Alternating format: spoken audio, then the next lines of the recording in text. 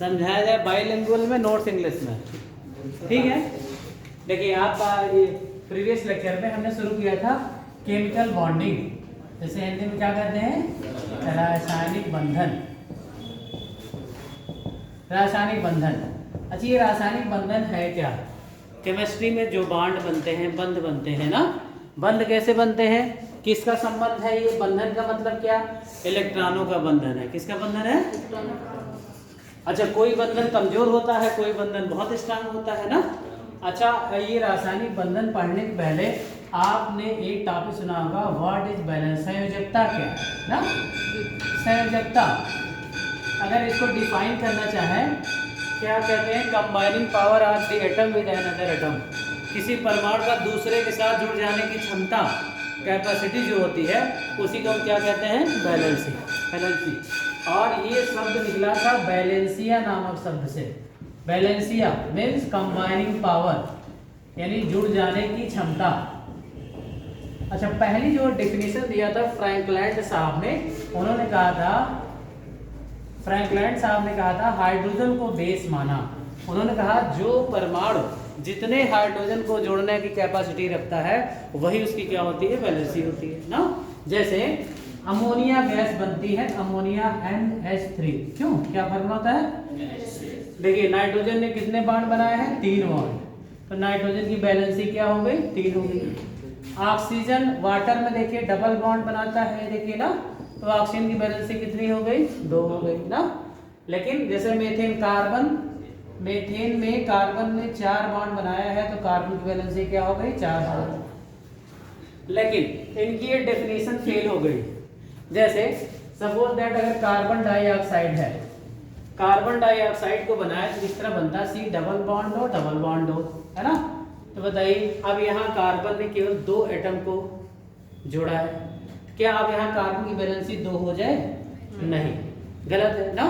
तो फ्रैंकलैंड साहब की यहाँ पे डेफिनेशन क्या हो गई, फ्लॉप हो गई। इसके बाद आया था बैलेंसी का ऑक्टेट प्रिंसिपल, संयोजकता का अष्टक सिद्धांत। अष्टक सिद्धांत में कहा कि हर परमाणु क्या चाहता है कि हमारे आउटर मोस्ट सेल में कितने इलेक्ट्रॉन हो जाए, 8 इलेक्ट्रॉन हो जाए, और मैं इनर्ट गैस की तरह व्यवहार करने लगूं। कैसी गैस की तरह? इनर्ट गैस, और मैं स्टेबल हो जाऊं ना। इनर्ट गैसें कौन कौन सी होती है आपको पता है? हीलियम थोड़ा एक्सेप्शनल नेचर की गैस है। हीलियम का एटॉमिक नंबर होता है 2, इसके पहला ही कोष अंतिम कोष होता है, और इसमें कितने इलेक्ट्रॉन होते हैं, 2। जिस परमाणु का पहला ही कोष अंतिम कोष हो और उसमें 2 इलेक्ट्रॉन हो, तो ये भी इनर्ट की तरह बिहेव करता है। कैसा बिहेव करता है? Inert gas. तो हीलियम भी इनर्ट गैस है। इसके नीचे जो भी इनर्ट गैसेज हैं, neon, argon, krypton, xenon and radon, सभी अक्रिय गैसों के आउटर मोस्ट सेल में 8 इलेक्ट्रॉन होते हैं ना। तो छोटे परमाणु की रिक्वायरमेंट क्या होती है कि हम हीलियम जैसा बदल जाए। किसके जैसा बदल जाए? जैसे देखिए लिथियम की, बेरिलियम की, बोरान की, इन सब की क्या प्रॉपर्टी होगी, इसका एटॉमिक नंबर 3, 4, 5 ना, राइट, 2 और 1। बोरबरी का नियम से फीलिंग जानते होंगे आप लोग ना, कि बोरबरी का नियम कहता है किसी भी कक्षा में 2n² से अधिक इलेक्ट्रॉन नहीं हो सकते। जहाँ n क्या है, कक्षा की संख्या है। अगर n बराबर 1 रख लें तो 2 × 1 का स्क्वायर बराबर 2। पहली कक्षा में कितने इलेक्ट्रॉन, 2।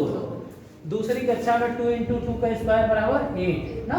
तीसरी कक्षा में 2 × 3 का स्क्वायर बराबर 18, है ना। 18। इस तरह से पहला नियम कहता है कि कोषों में इलेक्ट्रॉन का वितरण होता है ना। अच्छा, यहाँ ध्यान देने वाली बात है, कोष क्या है और उपकोष क्या है। The circular path around the nucleus, नाभिक के बाहर का वृत्ताकार मार्ग जिस पर इलेक्ट्रॉन क्या करते हैं, मूव करते हैं, ये क्या होता है, सेल। क्या होता है ये, सेल। और 3 dimensional area around the nucleus in which probability of electron takes place, जहाँ पे इलेक्ट्रॉन के पाए जाने की क्या होती है, संभावना, उसे कहते हैं कक्षक। क्या कहते हैं इसको, इंग्लिश में कहते हैं ऑर्बिटल। क्या कहा जाता है, ऑर्बिटल। तो कक्षा और कक्षक भी अंतर है, ये 2 डायमेंशनल है और कक्षक क्या होता है, 3 डायमेंशनल। हाँ, और कक्षक होते हैं, आपने सुना होगा S, P, D और F, जिन्हें आप उपकोष भी कहते हैं। क्या कहते हैं, और ये K-L-M-N से डिनोट किया जाता है, K-L-M और N। तो ध्यान रखिएगा, जो कोष में इलेक्ट्रॉन का वितरण होता है उसमें बोरबरी लॉ फॉलो होता है। कौन सा लॉ? बोरबरी का नियम। अब बोरबरी का पहला नियम है किसी भी कक्षा में 2n² से अधिक इलेक्ट्रॉन नहीं हो सकते। इन्होंने 4 नियम एक्चुअली दिए थे, लेकिन ये डोमिनेंट रूल माना जाता है इनका। दूसरा क्या कहते हैं कि किसी तत्व के बाहरी कक्षा में अधिकतम इलेक्ट्रॉन कितने हो सकते हैं? 8, और उसके जस्ट पहले वाले में 18। सेकंड नियम रिस्ट्रिक्ट करता है सबसे बाहरी कक्षा में कितने अधिकतम हो सकते हैं? 8, और उसके पिछली कक्षा में कितने हो सकते हैं? 18। इसके बाद तीसरा नियम कहता है जब कोष अस्थायी विन्यास प्राप्त कर लेता है, जैसे किसी की कक्षा में 8 इलेक्ट्रॉन फिलअप हो गए तो अगली कक्षा स्टार्ट हो जाती, बाद में भले ही बैक होना पड़े, है ना। और चौथा नियम कहता है कि बाहरी कक्षा में 2 इलेक्ट्रॉन से ज्यादा तब तक नहीं रख सकते जब तक कि पिछली वाली कक्षा पूरी तरह से भर ना जाए ना। जैसे ये रूल कहाँ फॉलो होता है, देखिए अभी यहाँ पर जिनको अगर एटॉमिक नंबर भी ना मालूम है, बाहरी कक्षा में इलेक्ट्रॉनों की संख्या भी ना मालूम हो, वो यहाँ से मैं शुरू कर रहा हूँ ताकि आपको बॉन्ड बनाने में जो स्ट्रक्चर बनाएंगे दिक्कत ना हो, है ना। जैसे कि पहला आइटम क्या है? Hydrogen 1 electron. दूसरा आइटम क्या है? हीलियम, पहली कक्षा में 2 इलेक्ट्रॉन है। तीसरा लिथियम 2 और 1, स्टार्ट हो गया बोरबरी का लॉ, ठीक है ना। अब देखिए चौथा बेरिलियम 2 और 2। देखिए बाद में जब स्ट्रक्चर बनाने लगे ये मत कहिए सर इसके वाई कोर में कितने इलेक्ट्रॉन ना, यही नियम बताता है कि बाहरी कक्षा में कितने इलेक्ट्रॉन है, क्योंकि बाहरी कक्षा के जो इलेक्ट्रॉन होते हैं वही बॉन्ड बनाने में क्या करते हैं? पार्टिसिपेट करते हैं ना। बॉन्ड बनाने में पार्टिसिपेशन उन्हीं का होता है। और देखिए बेरिलियम बाद क्या है? बोरान 2-3 ना, और कार्बन 2-4, नाइट्रोजन 2-5, ऑक्सीजन 2-6, फ्लोरीन 2-7। सारे हाइड्रोजन के आउटर मोस्ट शेल में 7 इलेक्ट्रॉन होते हैं। कितने इलेक्ट्रॉन? अब देखिए यहाँ से नियान हो जाता है, ये इनर्ट गैस मिल गई। जिस तत्व के बाहरी कक्षा में आउटर मोस्ट शेल में 8 इलेक्ट्रॉन होते हैं उसे क्या कहते हैं? इनर्ट गैस ना, एक्सेप्ट हीलियम। हीलियम को छोड़ो। हीलियम के बाहरी कक्षा में कितने हैं? हमने कहा पहला ही कोष अंतिम कोष हो जाए तो उसमें 2 रहे तो वो भी इनर्ट गैस तरह बिहेव करती है ना। अब देखिए आप सोडियम क्या होगा? 2, 8 और 1 ना। अब बताइए मैग्नीशियम 2, 8, 2 राइट, और एल्युमिनियम 2, 8, 3, सिलिकॉन 2, 8, 4 राइट ना। अच्छा फास्फोरस 15 होता है 2, 8, 5। अच्छा जिनके ऑर्बिटल में लास्ट में इलेक्ट्रॉन सेम रहे, सेम फैमिली के एलिमेंट होते हैं ना। जैसे देखिए नाइट्रोजन के बाहरी कक्षा में कितना था? 5। फास्फोरस की बाहरी कक्षा में कितना है? 5। तो ये फास्फोरस भी नाइट्रोजन की फैमिली का है ना। अब देखिए सल्फर 2, 8, 6 राइट ना। क्लोरीन 2, 8, 7। नेक्स्ट इनर्ट गैस मिल रही है आर्गन 2, 8, 8 राइट ना। अब देखिए यहाँ से बोरबरी के अदर रूल फॉलो होते हैं। अब देखिए जैसे ही 19 बाद पोटेशियम 19 करेंगे आप, 2, 8 और 9 कर दे तो क्या है? गलत हो जाएगा। यहाँ बोरबरी का सेकंड लॉ क्या कहता है? सबसे आउटर मोस्ट शेल में मैक्सिमम कितने हो सकते हैं? 8 है ना। और यहाँ आपने कितना रख दिया? 9। इसका मतलब अब यहाँ पे 8 रख दें और नेक्स्ट ऑर्बिटल स्टार्ट कर दें। क्यों बताइए? कितने सेल मार्क हो गए? 4 हो गए ना। और पोटेशियम भी होगा सोडियम की फैमिली का। ये देखिए 2, 8, 1 एक इसका है और एक इसके आउटर मोस्ट शेल में है ना। अब देखिए 20 है कैल्शियम, क्या हो जाएगा? 2, 8, 8, 2। ये देखिए ये सब आउटर मोस्ट शेल में अगर आपको इलेक्ट्रॉन मालूम होंगे तभी आप बॉन्ड बनाएंगे। कोवेलेंट बॉन्ड बनता है, ये बॉन्ड बनता है ना सारे, ये मालूम होना चाहिए, है ना। अब देखिए जैसे ही 21 स्कैंडियम स्टार्ट होता है, 22 टाइटेनियम है, 23 वैनेडियम है, 24 क्रोमियम है, 25 मैग्नीज है, 26 आयरन है ना, 27 क्या है? कोबाल्ट, 28 क्या है? निकेल, 29 क्या है? कॉपर, 30 क्या है? जिंक, है ना। अगर इतने तक का भी आ रहा है तो काम चल जाएगा बॉन्डिंग में। देखिए 2, 8, 8 और यहाँ अगर हम 3 कर दें तो क्या प्रॉब्लम है? बोरबरी का 4th लॉ गलत हो गया। 4th लॉ क्या मैंने बताया कि सबसे बाहरी कक्षा में 2 इलेक्ट्रॉन से ज्यादा तब तक नहीं रख सकते जब तक कि अंदर वाली कक्षा पूरी कंप्लीट फिल ना हो जाए। अच्छा बताइए यहाँ सबसे बाहरी कक्षा में 2 से ज़्यादा हमने रख दिया, और अंदर वाली कक्षा इसकी कैपेसिटी 18 इलेक्ट्रॉन की है। कितने की है बताइए?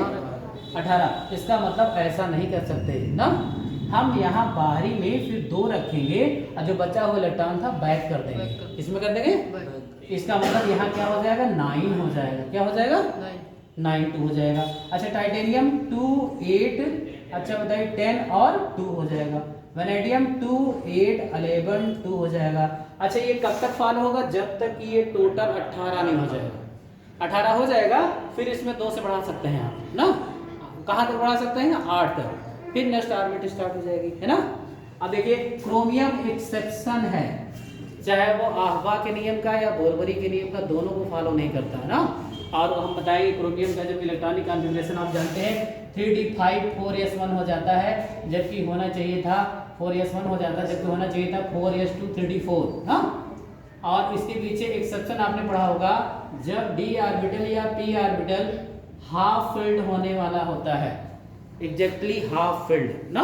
देखिए कितने हैं? 5 हैं। अब ये कंडीशन थी इसकी, और इसमें 4s में 2 था, तो आधे भरे हुए जो कक्षक होते हैं मोर स्टेबल होते हैं। Exactly half filled orbital are more stable than complete filled orbital ना।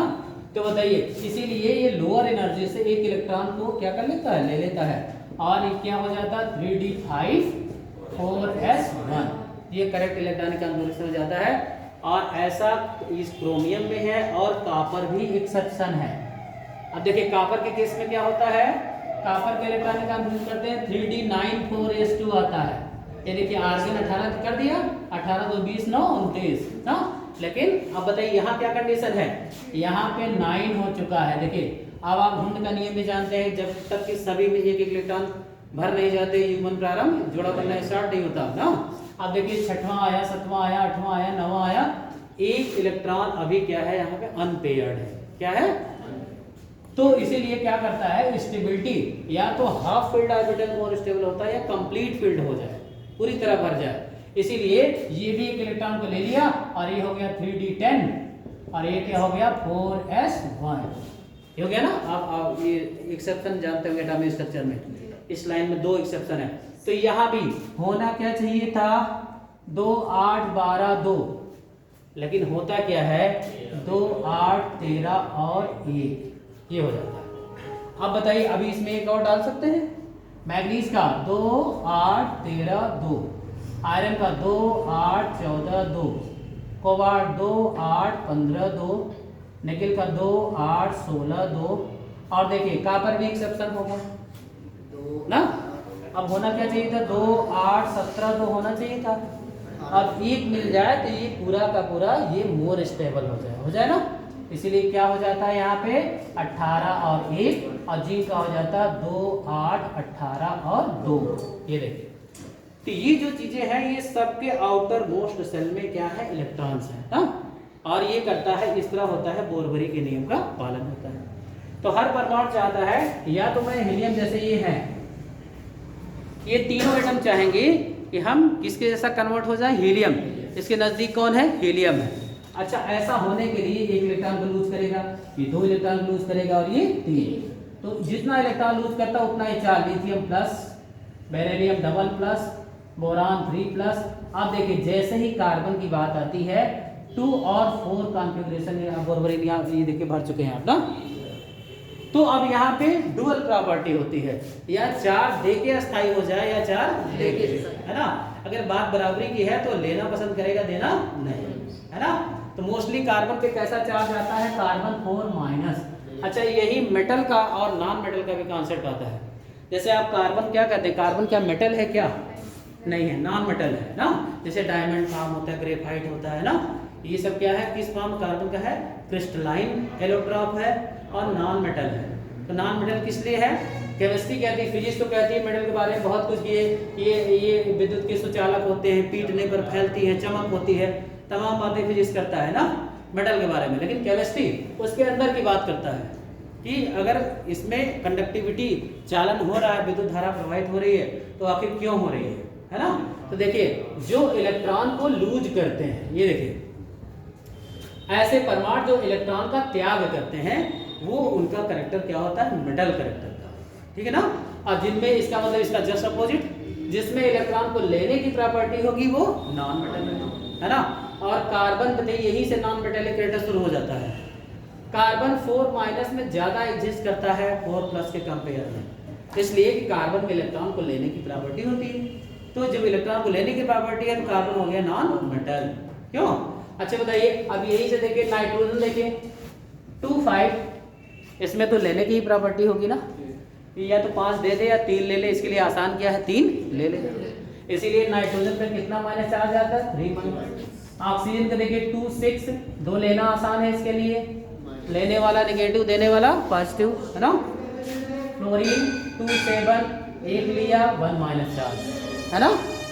तो इस तरह बैलेंसी देखिए, जब आप आवर सारणी में लेफ्ट टू राइट जाते हैं तत्वों की बैलेंसी 1 से 4 तक बढ़ती है, फिर 4 से डिक्रीज होकर के 0 हो जाती है। जब आवर सारणी में आप बाएं दाएं जाते हैं तत्वों की संयोजकता 1 से 4 तक बढ़ती है और 4 से घटकर 0 हो जाती है। जैसे अब यहाँ पे जो नाइट्रोजन 3- ये इसकी ऑक्सीकरण संख्या है। अब मैं यहाँ ये भी बता दूं कि what is difference between oxidation number and valency, है ना। ऑक्सीकरण संख्या और वैलेंसी में क्या अंतर है बताइए कोई। ऑक्सीडेशन नंबर और वैलेंसी, इसके पहले लेक्चर मैंने थोड़ा सा ऑक्सीडेशन नंबर निकलना बताया था। हाँ, वैलेंसी क्या बताया था मैंने, वैलेंसी ऑलवेज पॉजिटिव होती है। जैसे देखिए एक एग्जांपल द्वारा समझ लीजिए, सपोज दैट मेथेन है, ये है मेथिल क्लोराइड और ये है डाइक्लोरोमेथेन और ये है क्लोरोफॉर्म का फार्मूला और ये है कार्बन टेट्राक्लोराइड का फार्मूला। ये देखिए यहाँ पे 5 कंपाउंड बने हैं, CCl4 carbon tetrachloride, CHCl3 chloroform का फार्मूला होता है, ये डाइक्लोरोमेथेन है और ये है मेथाइल क्लोराइड और ये मेथेन है ना। अब देखिए जब ऑक्सीडेशन नंबर की बात करते हैं तो कंपैरेटिव चार्ज रखते हैं, है ना। जैसे देखिए कार्बन और हाइड्रोजन के कंपेयर में कौन ज्यादा पॉजिटिव होता है, हाइड्रोजन। कौन पॉजिटिव होता है, हाइड्रोजन में +1 चार्ज होता है। क्यों? आप जानते हैं ना, एक ही है, एक त्याग देगा तो +1 प्रोटॉन बन जाता है। अगर 4+ है तो कार्बन पर क्या होना चाहिए, 4- होना चाहिए, तभी न्यूट्रल करेगा ना। यहाँ देखिए कार्बन पे 4-, यहाँ देखिए 3+ है और 1 क्या है माइनस। तो बताइए 3+ को कैंसिल करने के 3- होना चाहिए था, 1- है तो यहाँ कार्बन पे कितना माइनस आ जाए, 2- आ जाए ना। यहाँ देखिए आप डबल+ है और डबल-, एक दूसरे को क्या कर दिया, कैंसिल। क्यों?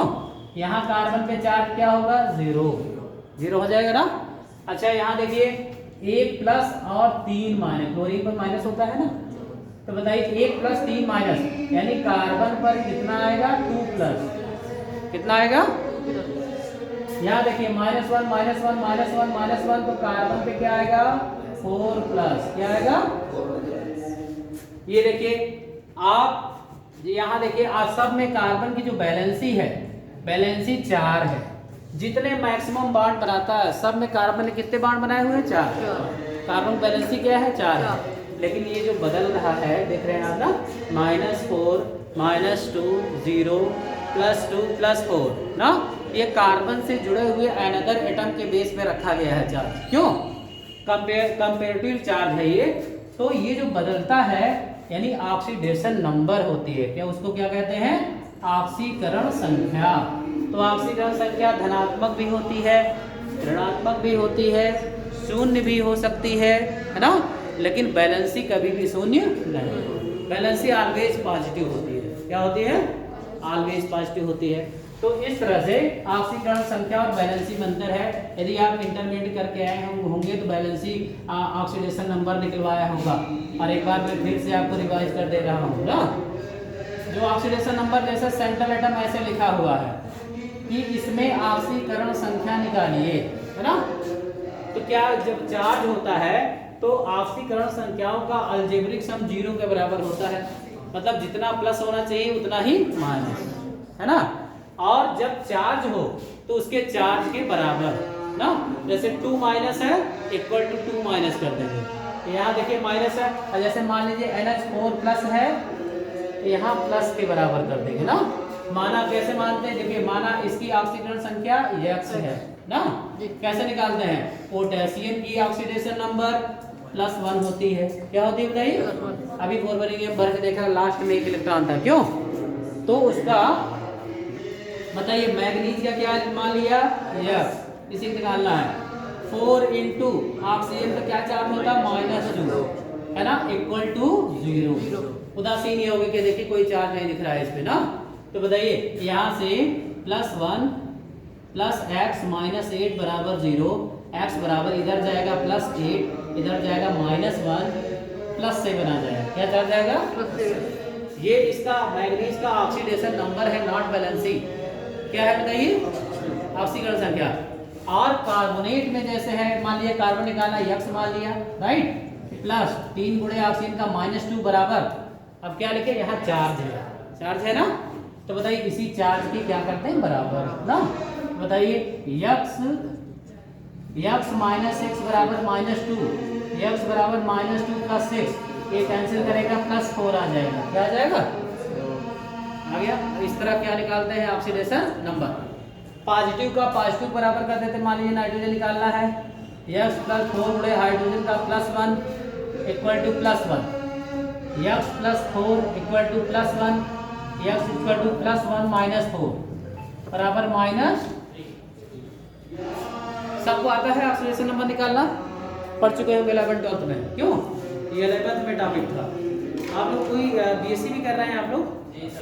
कहाँ से? जेएन कॉलेज से? जेएन कॉलेज से, ठीक है। बायो ग्रुप है कि मैथ? बायो, ठीक है। तो इस तरह ऑक्सीडेशन नंबर निकालते हैं आप। हाँ हाँ हाँ, बॉन्डिंग बताएगी। आयनिक बॉन्ड, संकरण निकालना चाहते हैं आप लोग? संकरण, हाइब्रिडाइजेशन निकाल लेते हैं। अच्छा, कौन कौन सा मेथड जानते हैं हाइब्रिडाइजेशन निकालने का? पहले मैं कोवैलेंट बॉन्डिंग, आयनिक बॉन्डिंग पिछले बार में पढ़ा चुका था। आज शुरू करते हैं कोवैलेंट बॉन्ड और डाइपोल मोमेंट का कॉन्सेप्ट, है ना। कोवैलेंट बॉन्ड 2 टाइप के होते हैं, एक होते हैं पोलर और दूसरे क्या होते हैं? Non polar covalent bond. अच्छा, पोलर और नॉन पोलर का मतलब क्या है? ध्रुवीय सहसंयोजक बंध और अध्रुवीय ना। कैसे बॉन्ड बनेंगे पोलर और किस तरह बॉन्ड बनेंगे नॉन पोलर ना। तो नॉन पोलर एक तो नॉन पोलर बॉन्ड वो होते हैं जिनका डाइपोल मोमेंट क्या होता है? 0। क्या होता है? Dipole moment 0। और दूसरे they are form between same atom, ये समान परमाणुओं के मध्य बनते हैं, है ना। इनमें एटम में अंतर नहीं होना चाहिए। और कुछ ऐसे भी नॉन पोलर बॉन्ड होते हैं, जैसे आपका कार्बन डाइऑक्साइड है, कार्बन डाइऑक्साइड है, तो सेंट्रल एटम पे, जैसे पहली बात तो नॉन पोलर में बता दूं, जैसे H2 में, Cl2 में, O2 में, N2 में, ये जो बॉन्ड हैं, बताइए हाइड्रोजन कितने इलेक्ट्रॉन को शेयर करेंगे? एक शेयर करता है ना। इनकी पोलैरिटी में कोई अंतर नहीं है, सेम परमाणु है ना। तो इनके बीच का जो बॉन्ड है, पहली बात तो क्या है? कोवैलेंट है, साझेदारी से बना है ना। और दूसरा नॉन पोलर है, non polar covalent bond. Cl2 में क्या होगा बताइए? ये भी बताइए, 7 होते हैं ना। ये बॉन्ड भी कैसे हैं बताइए? नॉन पोलर ना। जब भी कोई सिंगल बॉन्ड बनता है, सिंगल बॉन्ड जैसे डिफरेंट एटम के बीच बनता है, ये पोलर बॉन्ड होता है। कैसा बॉन्ड होता है बताइए? पोलर का मतलब ये ज्यादा इलेक्ट्रोनेगेटिव है तो शेयर्ड इलेक्ट्रॉन को अपनी ओर अट्रैक्ट करता है। क्या करता है? तो ये पार्शियल नेगेटिव चार्ज और ये पार्शियल पॉजिटिव हो जाता है। तो देखिए 2 पोल हो गए, प्लस और माइनस। इसीलिए इस बॉन्ड को कौन सा बॉन्ड कहते हैं बताइए? पोलर बॉन्ड, है ना। लेकिन यहाँ प्रॉब्लम तब आती है कि जब अलग अलग एटम हो और कहा जाता है इसमें पोलर बॉन्ड है कि नॉन पोलर। जैसे देखिए BF3, अब लग तो रहा है कि अलग अलग एटम है, इसका बॉन्ड क्या होना चाहिए? पोलर होना चाहिए ना। लेकिन जान लीजिए कुछ कंडीशन आप जान लीजिए, या तो एक्सपेरिमेंट करें, डाइपोल मोमेंट निकालने की फिजिकल प्रॉपर्टी है वो ना, डाइपोल मोमेंट होता है mu equal to e into d, charge on electron into distance between atom. अगर ये दिया रहे तब डाइपोल मोमेंट निकलता है ना। ऐसे कॉन्सेप्ट से कैसे आप जानेंगे, अगर सेंट्रल एटम पर कोई भी इलेक्ट्रॉन एक्स्ट्रा नहीं है, देखिए जैसे BF3 है, एक यहाँ से होगा, एक यहाँ से होगा, तो अच्छा बताइए बोरान से तीनों इलेक्ट्रॉन को सेम फोर्स ऑफ अट्रैक्शन से सब खींच रहे हैं, है ना, तो इसका जो रिजल्टेंट डाइपोल मोमेंट होता है वो म्यू इक्वल टू 0 हो जाता है। अब देखिए जबकि बिटवीन एटम अलग अलग एटम है, लेकिन फोर्स ऑफ अट्रैक्शन अगर दोनों तरफ समान अपोजिट फोर्स काम कर रहे हैं तो उसका रिजल्टेंट डाइपोल मोमेंट क्या हो जाता है, 0।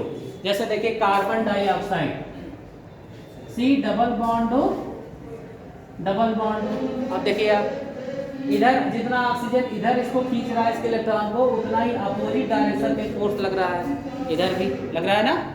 तो बताइए, तो रिजल्टेंट ऐसे मॉलिक्यूल का रिजल्टेंट डाइपोल मोमेंट क्या होता है, 0। और जब 0 हो जाता है तो कार्बन डाइऑक्साइड भी क्या है बताइए, नॉन पोलर है। यानी जरूरी नहीं है कि अलग अलग एटम के बिटवीन पोलर बॉन्ड ही बने, है ना। लेकिन जैसे वाटर है, आप देखिए वाटर बताइए पोलर बॉन्ड होगा कि नॉन पोलर होगा,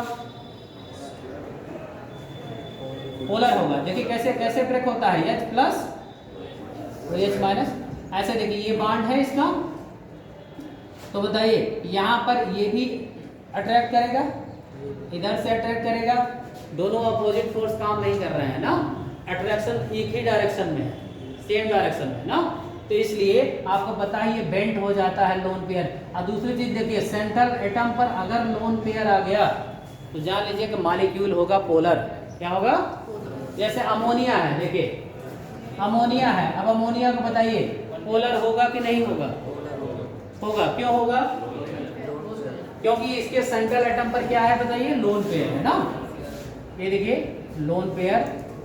और आपको पता होगा अमोनिया का शेप इसीलिए पिरामिडल हो जाता है, क्या हो जाता है, पिरामिडल। इसका एक फोर्स अलग डायरेक्शन में वर्क करता है ये, क्योंकि ये अट्रैक्ट करता है बॉन्ड को अपनी ओर, ये इलेक्ट्रॉन है और ये क्या है, प्रोटॉन है। यहाँ देखिए सेंट्रल एटम पर अगर लोन पेयर आ गया, इसका मतलब है कि डाइपोल मोमेंट ग्रेटर देन 0 होगा, है ना। अच्छा, दो आइसोमर सपोज दैट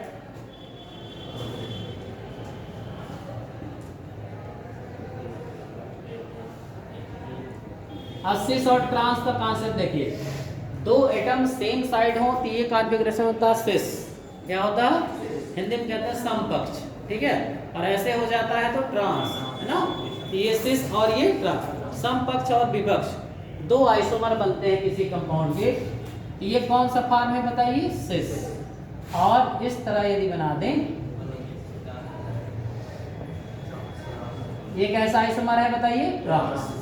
अच्छा देखिए यहाँ पे सिस का डाइपोल मोमेंट ग्रेटर देन 0 होता है और यहाँ ट्रांस का आइसोमर 0 होता है। आप बताइए क्योंकि बताइए इसके अपोजिट ये फोर्स काम कर रहा है, इसके अपोजिट 180 पे है दोनों, ठीक है ना। यहाँ पर दो एटम 180 पर नहीं, तो just force of attraction equal direction में नहीं होगा। तो बताइए कौन सा पोलर होगा फिर। अच्छा स्टेबिलिटी की बात करें, सिस और ट्रांस में मोर स्टेबल कौन होगा, ट्रांस आइसोमर है मोर स्टेबल देन सिस। क्योंकि अच्छा बताइए अगर ये एटम सेम अगर पास में रहेंगे तो रिपल्सन करेंगे ना, अगर एक दूसरे के 180 है दूर हैं तो रिपल्सन क्या होगा, कम होगा। अगर रिपल्सन कम होगा तो स्टेबिलिटी क्या होगी, ज्यादा। इसका मतलब है स्टेबल तो ट्रांस आइसोमर है, लेकिन ट्रांस आइसोमर नॉन पोलर की तरह बिहेव करेगा और सिस आइसोमर कैसा बिहेव करेगा, पोलर की तरह, है ना। क्योंकि यहाँ देखिए यहाँ पर इक्वल फोर्स ऑफ ये जितना ये है उतना ये है, इसका अपोजिट डायरेक्शन, इसका अपोजिट डायरेक्शन ये है, लेकिन हर ट्रांस का हमेशा 0 नहीं होता, मैं ये भी बता दूं। जैसे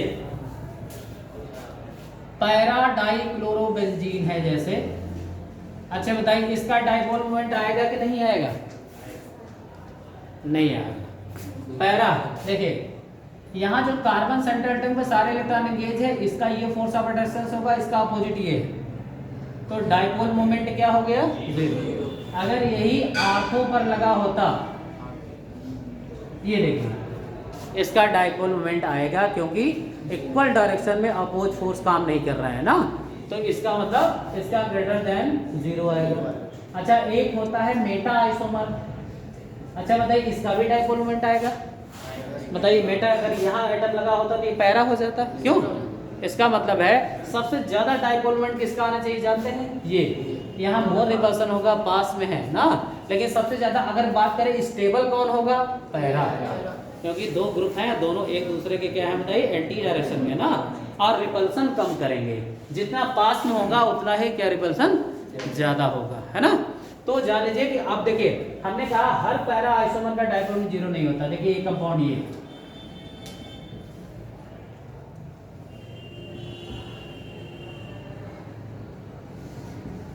ये देखिए, क्या आप समझते हैं इसका भी डाइपोल मोमेंट 0 होगा? नहीं होगा। देखिए इसलिए कि बेंट हो जाता ऑक्सीजन एटम पर, आपको पता है कि ये ऐसे बेंट कर देगा जैसे वाटर को बेंट कर देता है, क्योंकि इसके पास 2 लोन पेयर ऑफ इलेक्ट्रॉन है ना। और यहाँ देखिए यहाँ तो सेम एटम था, उसके साथ कुछ नहीं जुड़ा था क्लोरीन के साथ, है ना, कि वहाँ पे कोई रिपल्सिव फोर्स काम करे। यहाँ देखिए आप ऐसे इसको बेंट कर देता है। ये देखिए आपको याद होगा एक थियरी पढ़ाते थे, वेस्पर थियरी। वेस्पर थियरी वो क्या कहता है कि जितना सेंट्रल एटम पे लोन पेयर होता है, ऑक्सीजन के एटम पे 2 लोन पेयर होता है, उतना ही रिपल्सन ज्यादा होता है, बॉन्ड एंगल 60 हो जाती है। हाँ बताइए। हाँ नमस्ते। अरे वो TISS की ट्रेनिंग में रजिस्टर्ड हो गया?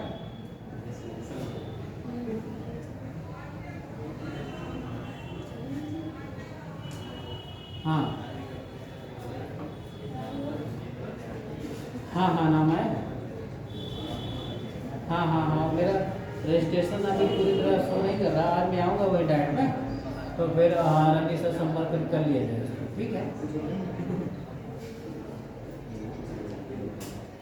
अच्छा चलिए आइए फिर वही डिस्कस कर लिए, है ना। अभी अगली जगह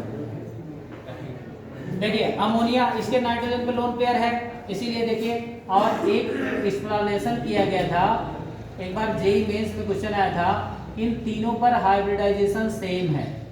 जैसे मेथेन पर, अमोनिया पर, और मेथेन, अमोनिया और वाटर, तीनों पे जब हाइब्रिडेशन निकालते हैं sp3 आता है। क्या आता है?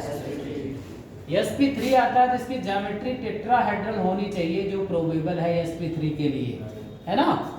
ज्योमेट्री sp3 क्या होनी चाहिए? चतुष्फल की, हिंदी में कहते हैं ना। लेकिन जब देखा गया एक्चुअली ये हो जाता है पिरामिडल शेप। कैसा शेप? पिरामिडल। और ये होता है बी शेप, बेंट हो जाता है, मुड़ जाता है, या इसे कहते हैं एंगुलर ज्योमेट्री। क्या कहते हैं? एंगुलर। और ये होता है मेथेन होता है टेट्राहेड्रल। तो वेस्पर थ्योरी में कहा गया अगर सेंट्रल एटम पे जितना लोन पेयर बढ़ता जाएगा उतना ही लोन पेयर में रिपल्सन होगा। क्या होगा बताइए? और जितना रिपल्सन ज्यादा होगा बॉन्ड एंगल 60 हो जाएगी और मॉलिक्यूल बेंट होने लगेगा। क्या होने लगेगा? जैसे देखिए ये एक लोन पेयर है, सबसे ज्यादा रिपल्सन किसमें है? Lone pair repulsion is greater than lone pair bond pair, greater than bond pair. बताइए ये बॉन्ड पेयर है, ये बॉन्ड पेयर है, जो बॉन्ड बनाने में इन्वॉल्व जुड़ा हुआ है उसी को कहते हैं बॉन्ड पेयर ना। और जो बॉन्ड बनाने में इन्वॉल्व नहीं होता है उसी कहते हैं लोन पेयर ना। ये देखिए 2 लोन पेयर है, 2 बॉन्ड पेयर है ना। यहाँ पर 1 लोन पेयर है, 3 बॉन्ड पेयर है, यहाँ पे 4 के चारों क्या है? बॉन्ड पेयर है। तो वेस्पर थ्योरी कहती है कि सबसे ज्यादा जो रिपल्सन होता है लोन पेयर में होता है। किसमें होता है? जितना ही रिपल्सन बढ़ेगा फिर उसकी ज्योमेट्री बेंट होती जाएगी, मुड़ जाएगी, बॉन्ड एंगल कम होता जाएगा। क्या होता जाएगा? जैसे देखिए जो मेथेन का बॉन्ड एंगल होता है 109 डिग्री 28 मिनट, अमोनिया का 107 आता है, इसका आता है 104.5। ये देखिए जितना ज्यादा लोन पेयर, ये देखिए बॉन्ड एंगल क्या हो गई? कम होती जा रही है ना। ऐसे ही यहाँ पर भी देखिए ये सेम ऐसे नहीं रह पाएगा, क्योंकि ऑक्सीजन पर क्या है बताइए? लोन पेयर है। यही ज्योमेट्री क्या हो जाएगा? बेंट हो जाएगी। क्या हो जाएगी बताइए? इसीलिए अब इसका भी ऑक्सीजन है, इसके भी बताइए इसके इलेक्ट्रॉन को क्या करेगा? अट्रैक्ट करेगा ना। जिस तरह वाटर पोलर हो जाता है, क्यों, दोनों तरफ अट्रैक्शन, उसी तरह ये भी अट्रैक्शन करेगा और एक फोर्स तो ये काम कर रहा है अपोजिट डायरेक्शन में, बट एक फोर्स इधर की ओर वो कर रहा है, क्यों भाई, कार्बन पॉजिटिव है, ऑक्सीजन क्या है, नेगेटिव है। तो बताइए यहाँ पर देखिए अपोजिट डायरेक्शन में एक ऐसे और एक ऐसे नहीं है, क्यों, और इसकी वजह से थोड़ा सा मॉलिक्यूल क्या हो गया, बेंट हो गया, और इसकी वजह से क्या हो जाएगा, ये पार्शियल नेगेटिव और ये पार्शियल, बताइए पोलर हो गया ना। यानी हर पैरा आइसोमर पोलर हो ये जरूरी नहीं, अगर सेम एटम से है पैरा पे तब तो हो जाएगा वो नॉन पोलर, है ना। जैसे आपने देखा पैरा डाइक्लोरोबेंजीन नॉन पोलर है, डाइपोल मोमेंट क्या है, 0, है ना। और आर्थो और मेटा में इसका डाइपोल मोमेंट आता है क्योंकि डायरेक्शन सेम नहीं है इनका, है ना, फोर्स को अपोज करने का डायरेक्शन सेम नहीं, है ना। तो अब देखिए जैसे क्वेश्चन अगर दे दिया जाए, which compound is polar, A CO2, B BeF2, C BF3, D SO2। Objective question बताए कौन सा ऑप्शन सही होगा, विच कंपाउंड इज पोलर,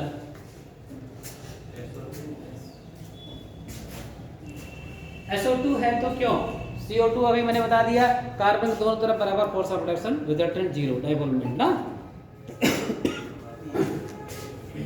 अच्छा BeF2 की भी तो वही कंडीशन होगी ना, सेंट्रल एटम कौन होगा, बेरिलियम, एक फोर्स इधर की ओर वर्क कर रहा है और इसके अपोजिट डायरेक्शन में एक फोर्स इधर की ओर वर्क कर रहा है, और लोन पेयर सेंट्रल एटम पे नहीं है, ये तो पहचान पता है, लोन पेयर अगर आ गया तो जान लीजिए वो पोलर हो जाएगा, है ना।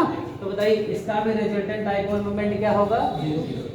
BF3 को आपने देखा ही है ना, तीनों इलेक्ट्रॉन इंगेज होते हैं, तीनों फोर्स ऑफ अट्रैक्शन से बराबर है, इधर रिजल्टेंट क्या हो जाता है, 0। अब बात आई SO2 की, SO2 का जब स्ट्रक्चर आप बनाएंगे, सल्फर के आउटर मोस्ट सेल में 6 इलेक्ट्रॉन होते हैं, कितने इलेक्ट्रॉन होते हैं, अभी आपने देखा बोरबोरे के रिंग से बना रहे थे, और ऑक्सीजन को कनेक्ट करना है, ऑक्सीजन के बाहरी कक्षा में 6 होते हैं, कितने इलेक्ट्रॉन होते हैं, 6, इसके भी दोनों सेम फैमिली के एलिमेंट है, हाँ, बस इलेक्ट्रोनेगेटिविटी में अंतर है ना। आपको पता है oxygen is the second one most electronegative element in the periodic table, सबसे ज्यादा इलेक्ट्रोनेगेटिव कौन है बताइए, फ्लोरीन है, क्या है, और दूसरे नंबर पे जो आता है वो क्या है, ऑक्सीजन है ना।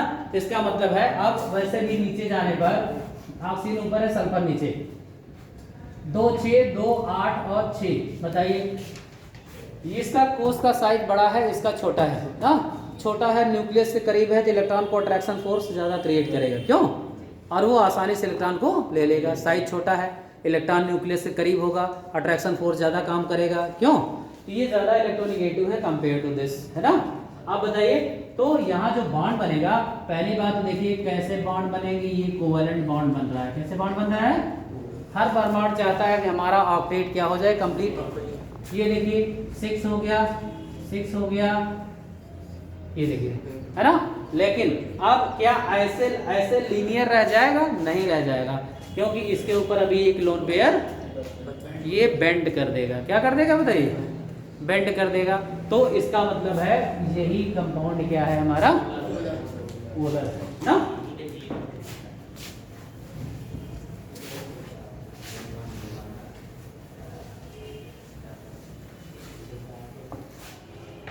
अच्छा क्वेश्चन दे दिया जाए, विच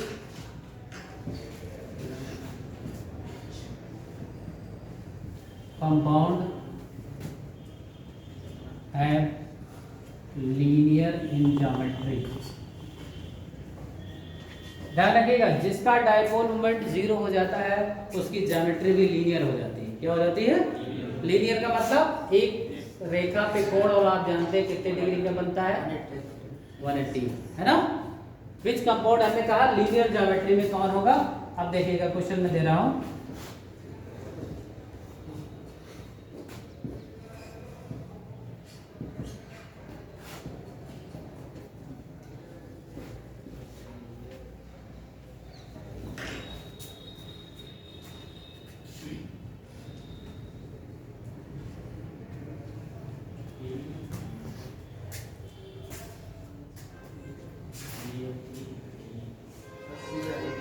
कौन? सी ऑप्शन, सी ऑप्शन में। अच्छा, हाइब्रिडाइजेशन से कुछ रिलेशनशिप रहता है क्या? हाइब्रिडाइजेशन से रिलेशनशिप रहता है। एक्चुअली ये आपका देखिए पोलर है, क्यों? ये कंपाउंड में क्या है, अभी आपने देखा पोलर है। अच्छा, मीथेन पोलर तो नहीं है, लेकिन क्योंकि सारे इलेक्ट्रॉन एंगेज हैं ना। और बताइए, लेकिन यहाँ पर इसकी ज्योमेट्री आपको पता है टेट्राहेड्रल होती है। क्या होती है बताइए? अब बात है, यही बचा है एसिटिलीन। क्या है ये? ये देखिए, ये पॉजिटिव ये नेगेटिव, फोर्स ऑफ अट्रैक्शन ये क्रिएट करेगा और रिजल्टेंट इसकी ज्योमेट्री sp हाइब्रिडेशन होगा। ज्योमेट्री क्या हो जाएगी? लीनियर, है ना। तो किसकी ज्योमेट्री इसमें लीनियर होगी? एसिटिलीन।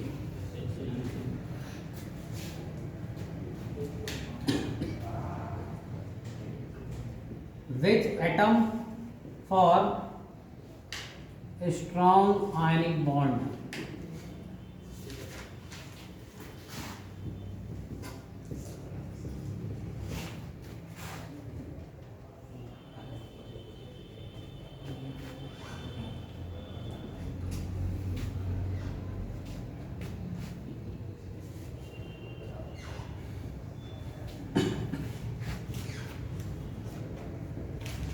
देख, कौन से परमाणु स्ट्रांग आयनिक बॉन्ड फॉर्म करेंगे? NaNF, aluminium and nitrogen, potassium and iodine, caesium and fluorine. सबसे प्रबल आयनिक बंध कौन एटम बनाएंगे?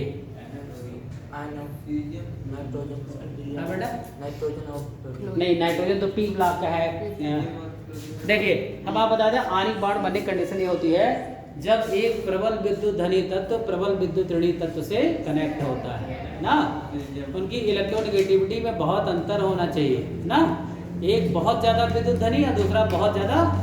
आयनिक बॉन्ड तो वैसे ही बनेगा, लेकिन वो ज्यादा स्ट्रांगर होगा जिसमें ये डिफरेंस ज्यादा होगा, जिसमें जो प्रबल विद्युत धनी होगा और दूसरा जो प्रबल विद्युत ऋणी। अच्छा बताइए, पूरी आवर्त सारणी में क्षार धातु में प्रबल विद्युत धनी होती है। और अब आप देखिए, क्षार धातु में कौन? लिथियम, सोडियम, पोटेशियम, रुबिडियम और सीजियम, है ना। और आपने ये भी देखा है, ऊपर से नीचे जाने पर इलेक्ट्रोपॉजिटिव कैरेक्टर बढ़ता है। क्यों बढ़ता है? क्योंकि साइज क्या होता है? बड़ा होता है। तो इलेक्ट्रॉन से न्यूक्लियस से दूरी बढ़ती है तो आसानी से लूज कर देता है ना। तो बताइए, अगर हम यहाँ सोडियम भी दे देते तब भी सीजियम के कंपेयर में कम विद्युत ऋणी होता, है ना। जैसे हम कह देते, अगर एक ऑप्शन देते Na&Cl, तो इसका भी बॉन्ड इतना स्ट्रांगर ना होता जितना कि सीजियम और फ्लोरीन का। क्यों? पूरी आवर्त सारणी में नंबर 1 इलेक्ट्रोनेगेटिव कौन है? फ्लोरीन। नंबर 1 इलेक्ट्रोपॉजिटिव कौन है? सीजियम। इसी का बॉन्ड मोर स्ट्रांगर होगा ना। अच्छा, एक और भी देखिए, आयनिक बॉन्ड तो इसमें भी बन जाएगा। एल्युमिनियम इलेक्ट्रोपॉजिटिव है, काफी इलेक्ट्रोपॉजिटिव है। नाइट्रोजन क्या है? इलेक्ट्रोनेगेटिव। इसमें भी आयनिक बॉन्ड बनेगा। के है और आई है प्रबल विद्युत धनी और हैलोजन प्रबल विद्युत ऋणी होती है।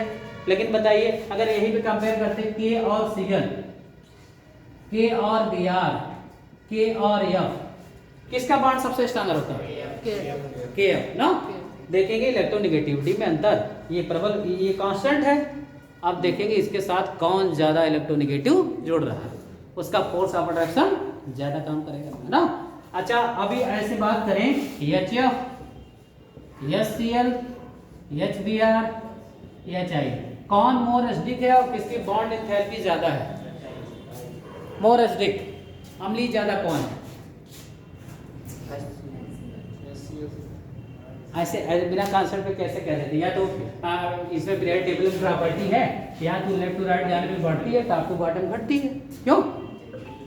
लेकिन क्या कॉन्सेप्ट है इसका? जैसे यही एसिडिक नेचर ऐसा होता है जिसकी प्रॉपर्टी लेफ्ट टू राइट जाने पर भी बढ़ती है, टॉप टू बॉटम भी बढ़ती है। जैसे अगर हम बात करें NH3 की, H2O की, HF की, बताइए, नाइट्रोजन, ऑक्सीजन, फ्लोरीन है, हाइड्रोजन साथ कनेक्ट है। अगर कहते हैं कौन ज्यादा एसिडिक है तो HF कहेंगे, आप कहेंगे ना। इधर से इधर जाने पर क्षारीय कैरेक्टर घटता है और अम्लीय कैरेक्टर बढ़ता है। HF मोर एसिडिक होगा। लेकिन जब नीचे डाउन इन द ग्रुप जाएंगे, HCl है, HBr है, HI है। अब बात केवल इलेक्ट्रोनेगेटिविटी अगर ज्यादा होगी, अच्छा बताइए दोनों में ये ज्यादा इलेक्ट्रोनेगेटिव है ना, तो फोर्स ऑफ अट्रैक्शन बिटवीन, जिसमें बॉन्ड का फोर्स ऑफ अट्रैक्शन है तो बहुत स्ट्रांगर होगा ना, है ना। अगर स्ट्रांगर होगा तो इसका डिसोसिएशन आसान होगा क्या? नहीं होगा, है ना। इसका मतलब अगर ये स्ट्रांगर फोर्स ऑफ अट्रैक्शन से जुड़े हैं, इसका डिसोसिएशन अब आसान नहीं होगा। ये प्रोटॉन जाना चाहेगा लेकिन आसानी से नहीं जाएगा। लेकिन यहाँ देखिए, इसका एक इतना बड़ा साइज है, एक आयोडीन का इतना बड़ा साइज है, सब होता है। तो बताइए किसको ब्रेक कर देना आसान है? इस वाले बॉन्ड को, ये चाहिए ना। अगर कहते हैं बॉन्ड डिसोसिएशन एनर्जी ज्यादा किसकी होगी? HF की, कम किसकी होगी? HI की। और इसीलिए बॉन्ड आसानी से थोड़ी एनर्जी में टूट जाएगा और H+ दे देगा और I-। तो सबसे मोर एसिडिक कौन हो गया? HI, है ना। सबसे लेस एसिडिक फिर कौन हो गया? HF। तो आप ये प्रॉपर्टी देख रहे हैं, टॉप टू बॉटम भी एसिडिक नेचर क्या हो रहा है? बढ़ रहा है, बढ़ रहा है ना। तो कितने लोग इंटर पास आउट हैं इसमें? सभी लोग इंटर पास आउट हैं, सभी लोग। अच्छा, नीट की तैयारी इसमें कोई एक्चुअली कर भी रहा है या सब BSc कर रहा है? हैं BSc?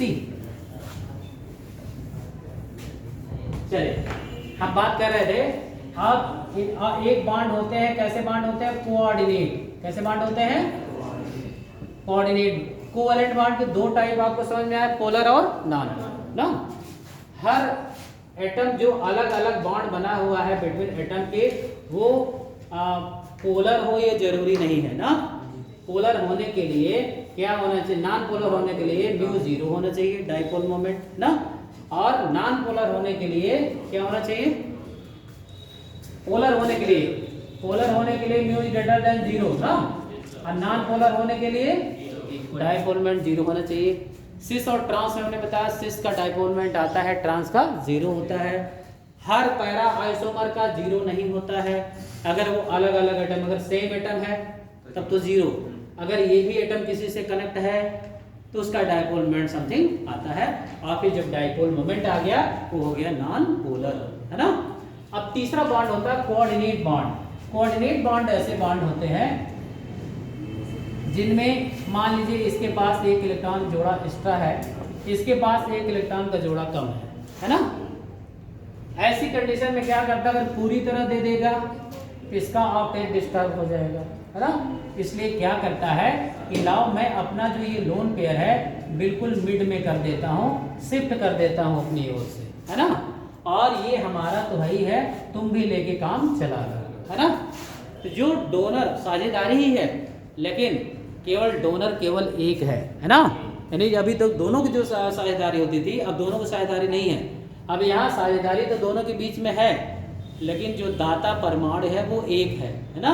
जैसे एग्जांपल देखिए, जैसे आप अमोनिया बनता है और आई थिंक आप सब बॉन्ड बनाना जानते हो, बॉन्ड बनाना जानते हैं ना। जैसे स्ट्रक्चर ड्रा कर लेते हैं, जैसे Cr2O7 2 minus, C2O4 2 minus, CrO5 और H2S2O8, H3PO4, सबके स्ट्रक्चर कितने लोग ड्रा कर लेते हैं? सभी लोग ड्रा कर लेते हैं।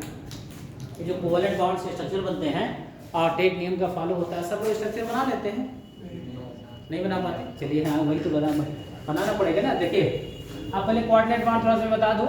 जैसे देखिए BF3 है, बोरान के बाहरी कक्षा में 3 होते हैं, 3 फ्लोरीन को कनेक्ट करना है, फ्लोरीन को चाहिए 1 इलेक्ट्रॉन, है ना। ये देखिए साझा हो गया,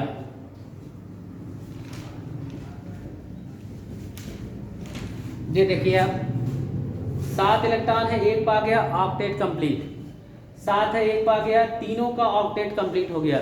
लेकिन जो सेंट्रल एटम है ना, उसके ऑक्टेट में केवल 6 रह गए। कितने रह गए बताइए? 6 है। अच्छा, इसका ऑक्टेट पूरा है 2, ये 2 4 और ये 2 6 और ये 2 8 पूरा है। अब ये पास में आएगा तो क्या करेगा? अगर ये पूरी तरह दे देगा इसका ऑक्टेट डिस्टर्ब हो जाएगा, है ना। तो ऐसी कंडीशन में क्या करता है? अमोनिया अपना जो लोन पेयर है शिफ्ट कर देता है। क्या कर देता है? और बीच में यही मिड में रख देता, कहता ये हमारा तो वही है, तुम भी लेके काम चला लो, तुम्हारा भी ऑक्टेट कंप्लीट हो जाए। और जो डोनर एटम होता है उसकी तरफ एरो का टेल लगाते हैं, जिधर जाता है शिफ्ट होकर के उधर एरो का हेड, और ये जो बॉन्ड बनता है एरो वाला बॉन्ड, इसे कौन सा बॉन्ड कहते हैं? कोऑर्डिनेट। ऐसा बॉन्ड कहते हैं। और जो लोन पेयर डोनर होता है, अकॉर्डिंग टू लिविस, एक वैज्ञानिक थे लिविस, है ना, जो लोन पेयर डोनेट करते हैं दे आर लिविस बेस। क्या होते हैं बताइए? Lewis base. और जो लोन पेयर लेते हैं ये होते हैं लिविस एसिड। क्या होते हैं बताइए? नहीं तो एसिड बेस में कैसे, जैसे कहते हैं अच्छा बताइए BF3 का स्वभाव कैसा है, तो आपको ना तो H दिखाई दे रहा है ना OH, ना आप कहते हैं ना तो इसमें H है ना OH है, तो कैसे हम माने कि एसिड है या बेस है ना। ऐसे मॉलिक्यूल की व्याख्या के लिए लिविस कॉन्सेप्ट आया था। लिविस कहते हैं जो लोन पेयर को लेते हैं, है ना, जो लोन पेयर को एक्सेप्ट करते हैं वो लिविस एसिड की तरह बिहेव करते हैं, है ना। और जो लोन पेयर डोनर होते हैं वो लिविस बेस की तरह बिहेव करते हैं ना। तो अब देखिए स्ट्रक्चर बनाने में आपको ये मालूम होना चाहिए कि छोटे परमाणु क्रमांक 14 के नीचे के तत्व, परमाणु क्रमांक 14 किसका है? सिलिकॉन का। ये अपने यौगिकों में अष्टक के नियम का पूरी तरह पालन करते हैं। क्या करते हैं? उनकी बाहरी कक्षा में सेंट्रल एटम में 8 इलेक्ट्रॉन होना जरूरी है। 14 के ऊपर जो होते हैं, जैसे 15 फास्फोरस से स्टार्ट हो जाता है, ये अपने यौगिकों में अष्टक का प्रसार करते हैं। अष्टक का प्रसार माने इसमें हाई एनर्जी लेवल में d ऑर्बिटल आ जाते हैं। कौन से ऑर्बिटल आ जाते हैं? जैसे आप 11th या 12th में व्याख्या पढ़ी होगी, PCl5 बनता है जबकि NCl5 नहीं बनता, जबकि दोनों सेम फैमिली के हैं, नाइट्रोजन और फास्फोरस। तो इसमें जवाब क्या होता है? जब इसका इलेक्ट्रॉनिक कॉन्फ़िगरेशन करते हैं 1s2 2s2 2p6 3p3, ये होता है। इसका करते हो 1s2 2s2 2p3। अच्छा बताइए, आप अगर इसको एक साइड भी कर देंगे, 2p के बाद अभी 3s है, फिर आएगा 3p आएगा, फिर 3d आएगा, बहुत आगे है d ऑर्बिटल ना, जिसमें ऑक्टेट को प्रसार करने की, क्योंकि आप जानते हैं डी ऑर्बिटल 5 टाइप में स्प्लिट करता है ना, अब पी ऑर्बिटल 3 टाइप में स्प्लिट करता है ना।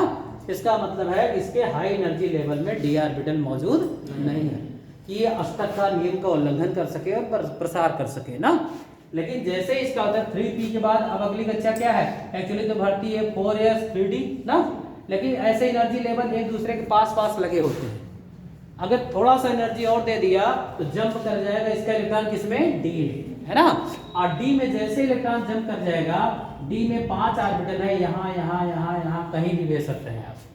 तो ऑर्बिटल में, डी ऑर्बिटल में प्रसार संभव होता है। क्या संभव होता है बताइए? इसका मतलब 14 के बाद के तत्व अपने यौगिकों में अष्टक के नियम का क्या करते हैं? उल्लंघन कर भी कर सकते हैं ना। अब दो टाइप के बॉन्ड बनाएंगे, जिसमें अष्टक के नियम का पालन होता है और जिसमें अष्टक के नियम का उल्लंघन होता है ना। जैसे अब देखिए PCl5 बॉन्ड जो बनता है, अब स्ट्रक्चर बनाना थोड़ा सा सीख लीजिए। जैसे PCl5 है, इसका स्ट्रक्चर बनाना है, बताइए। फास्फोरस के आउटर मोस्ट सेल में कितने इलेक्ट्रॉन? 5। और कितने क्लोरीन को कनेक्ट करना है ऐसा सामने रख दिया करिए, ठीक है। ये देखिए ये है, और क्लोरीन को चाहिए कितना? 1। क्यों? 1 चाहिए ना। 7 होता है, 1 बॉन्ड बनाया, 2 बॉन्ड बनाया, तीसरा बॉन्ड बन गया, चौथा बॉन्ड बन गया, ज्यादा रख दिया क्या मैंने? हाँ, ये देखिए 5वां बॉन्ड बन गया। अब बताइए फास्फोरस ने कर दिया अष्टक के नियम का एक्सपेंशन। टोटल इसमें कितने हो गए? 10 हो गए ना। इसका मतलब फास्फोरस अष्टक के नियम का क्या करता है? उल्लंघन। अगर बात करें क्यों करता है, क्योंकि इसके हाई एनर्जी लेवल में डी ऑर्बिटल मौजूद है, उच्च ऊर्जा स्तर में ना। उच्च ऊर्जा स्तर कैसे प्राप्त होती है? एनर्जी देंगे, काइनेटिक एनर्जी इलेक्ट्रॉन की बढ़ेगी तो अगली कक्षा में जंप कर जाएगा, है ना। गतिज ऊर्जा बढ़ेगी। जैसे कोई भी रिएक्शन कराते हैं, टेम्परेचर देते हैं। टेम्परेचर क्यों देते हैं? ताकि मॉलिक्यूल की काइनेटिक एनर्जी क्या हो जाए? बढ़ जाए, और आपस में कोलाइड तेजी से टक्कर करें एक दूसरे से ना। अगर तेजी से टक्कर करेंगे तो उनका बॉन्ड क्या हो जाएगा? टूट जाएगा। अब बॉन्ड टूट जाएगा तो फ्री हो जाएंगे, है ना, एक नया बॉन्ड बनाने के लिए तैयार हो जाएंगे, है ना। अभी जब केमिकल काइनेटिक्स पढ़ लिया आप लोगों ने, रासायनिक बलगतिकी, ये चैप्टर चला है? अभी नहीं चला, अभी आप लोग नए हैं, पहला दिन है। तो अगर मुझे मौका मिलेगा तो मैं बताऊंगा। ये उसमें होता है एक कोलिजन थियरी, है ना, संयोजकता का सबघट्ट सिद्धांत, है ना। वो कहता है एनर्जी ऑफ एक्टिवेशन निकालता है। जैसे हर मॉलिक्यूल के अंदर एक निश्चित एनर्जी लेवल होती है जिसे आंतरिक ऊर्जा कहते हैं। कौन सी ऊर्जा? और जैसे ए और बी टक्कर करने जा रहे हैं, इतना एनर्जी लेवल, अब इतनी टक्कर इतनी तेज होनी चाहिए कि थ्रेशोल्ड एनर्जी लेवल तक पहुंच जाए, दहलीज तक, है ना। और इस एनर्जी लेवल को इसको कहते हैं एनर्जी ऑफ एक्टिवेशन। क्या कहते हैं? यानी मॉलिक्यूल को एक्टिवेट करने के लिए जो एनर्जी चाहिए उसे क्या कहते हैं? एनर्जी ऑफ संक्रियण ऊर्जा हिंदी में कहते हैं, है ना। और जब ये ऊर्जा मॉलिक्यूल को मिल जाती है तो मैक्सिमा एनर्जी मैक्सिमा तक पहुंच जाता है ना, यानी वो फ्री हो जाता है और यहीं पर एक ट्रांजिशन स्टेट बनती है। इसके बाद प्रोडक्ट फॉर्म, एक नया बॉन्ड फॉर्म हो जाता है ना। अब मान लीजिए अच्छा टक्करें हो रही है, यहाँ से बैक हो रहा है, यहाँ से बैक हो रहा है, यहाँ से बैक हो रहा है, यहाँ से बैक, टक्करें तो बहुत सारी होंगी, है ना। लेकिन जो टक्कर उसको कहाँ तक पहुंचा दे? दहलीज तक, थ्रेशोल्ड एनर्जी लेवल तक, है ना। दहली ऊर्जा, इसको हिंदी में कहते हैं दहली ऊर्जा स्तर, वही इफेक्टिव कोलिजन होती है, प्रभावी टक्करें जिनके द्वारा प्रोडक्ट बनता है। अच्छा बताइए, तो फिर प्रभावी टक्कर उत्पन्न करने के लिए हमको ज़्यादा एनर्जी देना पड़ेगा, चाहे वो एनर्जी चाहे लाइट के फॉर्म में हो या टेम्परेचर के फॉर्म में हो ना। और उसको इसका मतलब जैसे आप सोचिए N ट्रिपल बॉन्ड N और जब H2 की रिएक्शन होती है, आपको पता होगा जब आपने केमिकल इक्विलिब्रियम पढ़ा होगा, N2 + 3H2 2NH3 बनता है और ये रिएक्शन रिवर्सिबल होती है, हैबर विधि द्वारा अमोनिया बनना ना। और इसके लिए आयरन कैटालिस्ट होता है, मॉलिब्डेनम प्रमोटर होता है। इसके बावजूद 500 डिग्री टेम्परेचर चाहिए, 200 एटमॉस्फेयर प्रेशर चाहिए और तब बनता है अमोनिया। डेल्टा H होता है निगेटिव। डेल्टा H क्या होता है? निगेटिव। डेल्टा H क्या होता है? अपक्रिया की उष्मा। क्या कहते हैं इसको? अपक्रियाएं उष्मा के हिसाब से दो टाइप की होती हैं, एक्सोथर्मिक और एंडोथर्मिक ना। एक अपक्रिया ऐसी होती है जिसमें उष्मा बाहर निकलती है और एक अपक्रिया ऐसी होती है जिसमें उष्मा लगती है, एब्जॉर्ब होती है ना। जिसमें बाहर निकलती है उसे उष्मा छेपी कहते हैं, एक्सोथर्मिक। उसके लिए डेल्टा H होता है निगेटिव। क्या होता है? और जो अवशोषित करती है डेल्टा H क्या होता है? पॉजिटिव। अब बताइए, दो टाइप की रिएक्शन है और ये जब एक्सोथर्मिक है तो इसके लिए टेम्परेचर कम लगना चाहिए अकॉर्डिंग टू लासा-तेलिए प्रिंसिपल। लासा-तेलिए के नियम पढ़े हैं केमिकल इक्विलिब्रियम में, था कि किसी अपक्रिया पर ये तीन कारकों का प्रभाव डाला जाए, टेम्परेचर, प्रेशर और कंसंट्रेशन। तीन फैक्टर होते हैं ना। तो साम्य अपने आप को इस तरह से एडजस्ट करता है, उस पर कारक डाला जाने वाला प्रभाव कैंसिल हो जाए, निरस्त हो जाए, है ना। तो जैसे अगर एक गुब्बारा यहाँ से दबाए तो इधर इसका वॉल्यूम क्या हो जाएगा? एक्सपेंड कर जाएगा। इसका मतलब प्रेशर हमारा किधर शिफ्ट कर गया? आगे, है ना। इसका इफेक्ट दिखाई दिया ना। और तो तीन फैक्टर उन्होंने कहा था, हमेशा अगर आपको रिएक्शन चेन टू प्रोडक्ट बनाना है, हमेशा रिएक्शन जो रिएजेंट है जो लेंगे आप, इसकी कंसंट्रेशन हमेशा हाई रखनी पड़ेगी। क्यों रखनी पड़ेगी? अगर इसकी सांद्रता ज़्यादा होगी तो टक्करों की संख्या ज़्यादा होगी, टक्करों की संख्या ज़्यादा होगी तो उसमें कुछ ऐसी टक्करें होंगी, ज़्यादा प्रभावी टक्करें मिलेंगी और प्रोडक्ट ज़्यादा बनेगा। जिस बर्तन में प्रोडक्ट बन रहा है इसको बार बार निकालते जाइए, क्योंकि रिएक्शन क्या है? रिवर्सिबल। अगर इधर कंसंट्रेशन बढ़ गई तो रिएक्शन बैक आ जाएगी, है ना। तो ये तो कंसंट्रेशन का, यानी इसका लो रखते हैं, इसका हाई। प्रेशर का कॉन्सेप्ट ये था, डेल्टा N की वैल्यू निकालते थे। Delta N product minus reactant, है ना। प्रोडक्ट देखिए कितने मोल बने हैं? 2 मोल अमोनिया।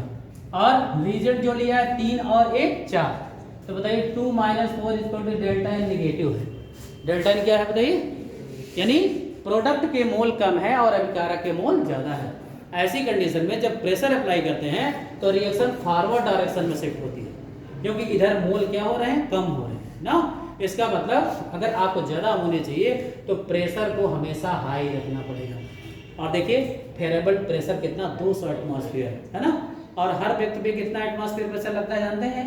1 एटमॉस्फेयर हमारे ऊपर दाब डाल रहा है, 1 एटमॉस्फेयर जो होता है 760 मिमी पारे के दाब के बराबर, इतना हर व्यक्ति पे लग रहा है। और ये दाब मेंटेन होता है आपके ब्लड प्रेशर से, है ना। और इक्विलिब्रियम कंडीशन में हम रहते हैं। इसीलिए आप व्याख्या सुनो, पहाड़ों पर चढ़ते हैं, दाल देर पकती है, पेन की स्याही निकल जाती है, हवाई जहाज से जाते हैं हम ना, तो धीरे धीरे प्रेशर क्या होता जाता है? कम होता जाता है ना। और वो जो अंदर प्रेशर से भरा है वो ऊपर आने लगता है उसको एडजस्ट करने के लिए, है ना। तो दैनिक जीवन में बहुत एग्जाम्पल। तो अमोनिया बनने के लिए इधर मोल कम है तो प्रेशर क्या कर दिए, हाई। और जो टेम्परेचर का कॉन्सेप्ट है, टेम्परेचर डेल्टा एच देखिए निगेटिव है, फिर भी 500 डिग्री है। 500 डिग्री कम टेम्परेचर नहीं होता है ना। तो अब यहाँ तो लिख रहे हैं कि इसे तापमान कम होना चाहिए अमोनिया बनने के लिए, और दे रहे हैं इसको 500। तो उसका रीजन है इसकी एनर्जी ऑफ एक्टिवेशन का मान बहुत हाई है। एनर्जी ऑफ एक्टिवेशन का मतलब आप सोचिए, यहाँ पे 3 बॉन्ड ब्रेक होंगे और यहाँ पे सिंगल बॉन्ड ब्रेक होगा। तो बॉन्ड ब्रेक करने के लिए क्या चाहिए, एनर्जी, है ना। जब ये नाइट्रोजन फ्री होगा, हाइड्रोजन फ्री होगा, ये निगेटिव है ये पॉजिटिव है, तब फोर्स ऑफ अट्रैक्शन से जोड़ेगा, तब बनेगा अमोनिया। इसका ट्रिपल बॉन्ड की बॉन्ड डिसोसिएशन एनर्जी इतनी हाई है कि एनर्जी ऑफ एक्टिवेशन बहुत ज़्यादा लगती है। इसीलिए कम से कम कितने डिग्री तापमान की जरूरत होती है, 500, है ना। अदरवाइज हर उष्मा क्षेपी अभिक्रिया के लिए टेम्परेचर को डाउन करना चाहिए, नहीं तापमान कम प्रेशर हाई, है ना। ये कंडीशन है। तो अब हम बात कर रहे थे कि इनकी जैसे स्ट्रक्चर है आपको बनाना है, तो PCl5 देखिए Cr2 7 अगर ये ड्रा करें तो क्रोमियम का लास्ट इलेक्ट्रॉनिक कॉन्फ़िगरेशन क्या होता है, 3d5 4s1। क्रोमियम 6 ग्रुप का है, किस ग्रुप का है बताइए, 6 ग्रुप में डी ब्लॉक एलिमेंट है, देखा होगा आपने, लिखा हुआ टेबल देखिएगा, 6 ग्रुप में है। तो क्रोमियम के बाहरी कच्चा ओवरऑल शेयरिंग कितने की करानी है, 6 की। कितनी करानी है, अच्छा देखिए इस पर डबल ऑक्सीजन में 2 ऑक्सीजन कोई ऐसे हैं जिन पर नेगेटिव चार्ज है। कैसा चार्ज है, अच्छा मान लीजिए 7 है, डबल क्रोमियम है आपका ना। ये देखिए एक तो क्रोमियम और क्रोमियम बॉन्ड बनाएगा, क्रोमियम क्रोमियम बॉन्ड बनेगा, या एक ऑक्सीजन भी बीच में होगा। देखिए असमान डिस्ट्रीब्यूशन है, वो 7 है ना, इसका मतलब एक ऑक्सीजन क्या होगा मिड में। ये देखिए ये शेयरिंग हो गई, राइट। अच्छा बताइए क्रोमियम के अभी कितने बचे हैं बताइए, कितने 6 होते हैं, 2 2 4 5 और एक ये रहा 6, डबल क्रोमियम के देखिए ये रहा 1। अब बताइए कितने ऑक्सीजन सेट कर रहे हैं, अभी दोनों क्रोमियम में 3 3 सेट करने हैं, 7 है ना। देखिए यहाँ ये हो गया, यहाँ ये हो गया, एक ऑक्सीजन यहाँ रख दिया, डबल डबल और एक सिंगल यहाँ रख दिया। एक बात बताइए इनमें किसी भी ऑक्सीजन पर हम माइनस चार्ज दे दें पहले ही ना, माइनस। अच्छा बताइए ऑक्सीजन के आउटर मोस्ट शेल में है कितने इलेक्ट्रॉन, 6 होते हैं ना। एक माइनस एक ऑक्सीजन पर दे दें, सपोज दैट ये है, ये तो ऑक्सीजन वाले हैं, राइट ना।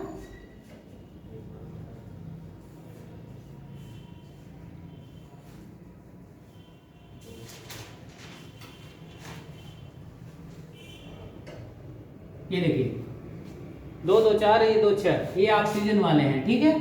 अब इनको एक इलेक्ट्रॉन हम एक्स्ट्रा दे दें, बड़ा गोला से दिखा दें, ये बाहरी इलेक्ट्रॉन है जो कहीं से आया है, किसी का पार्ट हो सकता है। देखो अगर पोटेशियम जुड़ा होगा तो K+ में टूटेगा, पोटेशियम वाला इलेक्ट्रॉन दे दिया होगा किसी को ऑक्सीजन को ना।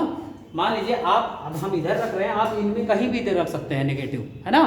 अच्छा बताइए अब इसको 7 हो गए, अब इसको कितने इलेक्ट्रॉन की जरूरत है, ओनली 1। तो बताइए तो क्रोमियम के साथ ये सिंगल बॉन्ड से बनाएगा कि नहीं बनाएगा, बनाएगा। ये भी सिंगल बॉन्ड से बनाएगा ना। अब इनकी कंडीशन देखिए, इसको इसके पास 6 है, इसके पास 6 है, इसके पास 6 है, इसके पास 6 है। बताइए अब ये क्या बनाएंगे, डबल बॉन्ड। क्या बनाएंगे बताइए, डबल बॉन्ड। अच्छा बताइए क्रोमियम में तो ऑलरेडी d ऑर्बिटल मौजूद है ना, तो क्रोमियम ऑक्टेट के नियम का क्या करेगा, पालन नहीं करेगा ना। अच्छा बताइए अगर पालन करवा सकते हैं तो पालन कर भी देगा, लेकिन बॉन्ड दूसरे बनाने पड़ेंगे आपको। एक तो ये बॉन्ड बन गया, कैसे बॉन्ड बन गया बताइए, CrO Cr double bond O और डबल बॉन्ड O, कैसे भी आप इस तरह बना सकते हैं आप, डबल बॉन्ड O-O-, ये हो गया डाइक्रोमेट का स्ट्रक्चर, है ना। अच्छा बताइए हम ऑक्सीजन किसी भी ऑक्सीजन माइनस रख सकते थे ना, इन दोनों में ऑक्सीजन माइनस रख देते, इन दोनों को डबल बॉन्ड बना देते, क्यों। अच्छा मान लीजिए ऑक्टेट के, अब देखिए कितना हो गया, 2 2 4 2 6 2 8 2 10 और ये 2 12 हो गए। क्रोमियम ने कर दिया ऑक्टेट के नियम का उल्लंघन, पालन नहीं कर रहा। अगर आप पालन कराना चाहते हैं तो एक बॉन्ड ऐसे ही बना सकते हैं, अगर इसको कोऑर्डिनेट बॉन्ड दे दें, CR-O CR, shifting O shifting, बताइए 2 2 4, ये 2 6, और ये देखिए बताइए।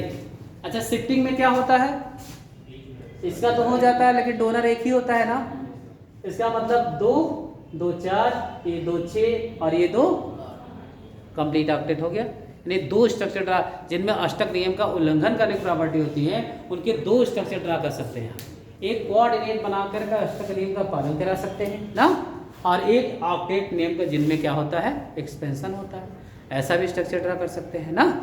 अच्छा अब आपको बनाना है C2O4 2-, कैसे बनाएंगे? सेंट्रल एटम कौन होगा? कार्बन होगा कौन? अच्छा पहली बात सेंट्रल एटम का चुनाव करने के लिए हम बता दें, ज्यादा इलेक्ट्रोनेगेटिव होना चाहिए, साइज बड़ा होना चाहिए। साइज क्या होना चाहिए? अच्छा बताइए इन दोनों में किसका साइज बड़ा है? कार्बन का। अक्षय नहीं बेटा, देखो lithium, beryllium, boron, carbon, nitrogen, oxygen, fluorine, जैसे जैसे बाएं से दाएं जाते हैं साइज घटता जाता है। क्या होता है? क्यों घटता जाता है? हमने आपको जनरल एक कॉन्सेप्ट बताया था, 2 1 2 2 2 3 2 4 2 5 2 6 2 7। ये देखिए कोष सेम है, दो कोष बन रहे हैं, लेकिन बाहरी कोष में इलेक्ट्रॉन की डेंसिटी ज्यादा होती जा रही है। अब घनत्व बराबर द्रव्यमान बटे आयतन, क्यों? तो आयतन क्या हो जाएगा? छोटा हो जाएगा ना। तो कार्बन और ऑक्सीजन में किसका साइज बड़ा है? कार्बन का। तो सेंट्रल एटम किसका चुनाव करेंगे? जिसका साइज बड़ा है ना। तो बताइए अब कार्बन को चुन करके बनाइए, स्ट्रक्चर ड्रा करिए।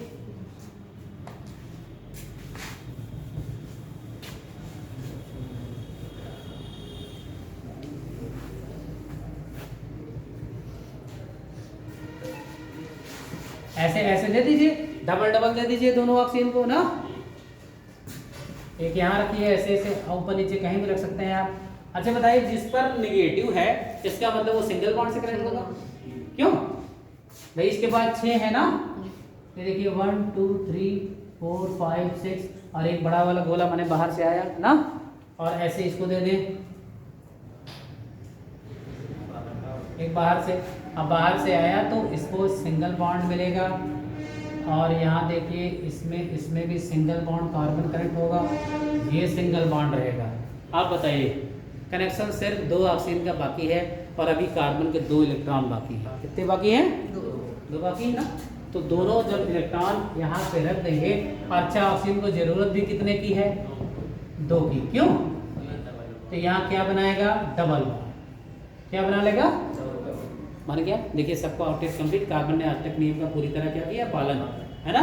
ये देखिए 2 2 4 2 6 और 2, कैसा स्ट्रक्चर होगा? C double bond O, C double bond O, O minus O minus, नहीं बनेगा ना? हाँ। अच्छा CrO5, एक ये 2 स्ट्रक्चर है, ये कंपटीशन में बहुत पूछे जाते हैं कौन सा बॉन्ड है और इसका नाम क्या है। इसको कहते हैं बटरफ्लाई स्ट्रक्चर। क्या कहते हैं इसको? CrO5 का जस्ट जैसे तितली के पंख होते हैं उस तरह स्ट्रक्चर बनता है। देखिए कैसे बनता है।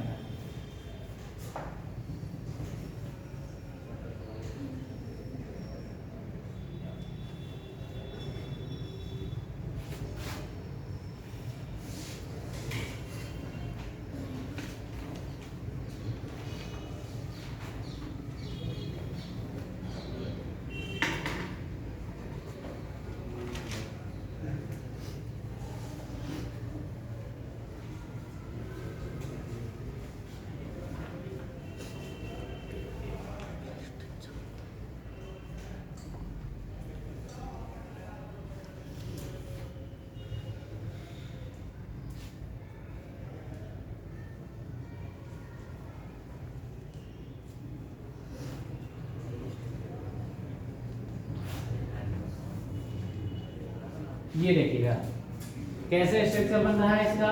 Cr डबल बॉन्ड O, जितने एक्सेप्शनल स्ट्रक्चर हैं कंपटीशन में बहुत पूछे जाते हैं। ये देखिए तितली के पंख जैसा स्ट्रक्चर, इसीलिए कहा जाता है ये कौन सा स्ट्रक्चर है? बटरफ्लाई। और ब्लू, इसका नाम है ब्लू परक्रोमेट, ब्लू परक्रोमेट। और ये जो बॉन्ड है ऑक्सीजन ऑक्सीजन जिसमें डायरेक्ट कनेक्ट हुआ है इसे कहते हैं पराक्साइड बॉन्ड। कौन सा बॉन्ड कहते हैं? Peroxide bond. और जब पराक्साइड बॉन्ड बनता है तो ऑक्सीजन पे -1 चार्ज हो जाता है। क्या हो जाता है? जैसे हाइड्रोजन पराक्साइड ऐसे बनता है, देखिए OOH, है ना। तो इस पर कौन सा बॉन्ड हो गया बताइए? पराक्साइड। अब ये स्ट्रक्चर आप अगर मैं दे दूं आपको होमवर्क ड्रा कर लेंगे। H2SO8 इसको कहते हैं मार्शल एसिड, मेडिकल में कई बार पूछा गया है, मार्शल एसिड। और एक है H2SO5 इसे कहते हैं कैरो एसिड। और एक कंपाउंड है Al2Cl6 इसमें बनते हैं ब्रिज बॉन्ड। और एक होता है B3N3H6 इनऑर्गेनिक बेंजीन कहते हैं, इनऑर्गेनिक बेंजीन। और इसका नाम है बोराजीन, बोराजीन। इनके स्ट्रक्चर बना लेंगे, ये सब कहीं कहीं आपको कंपटीशन में जरूर आएंगे। इनका स्ट्रक्चर, इनकी ऑक्सीडेशन नंबर निकालना।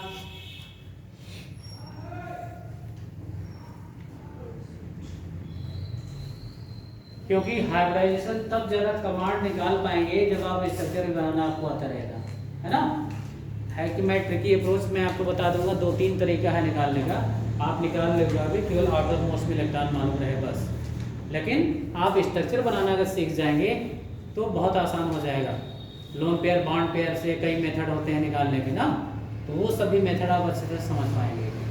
अच्छा, Al2 एक इसमें ये भी बहुत पूछा गया है, इनऑर्गेनिक बेंजीन अकार्बनिक बेंजीन किसे कहते हैं?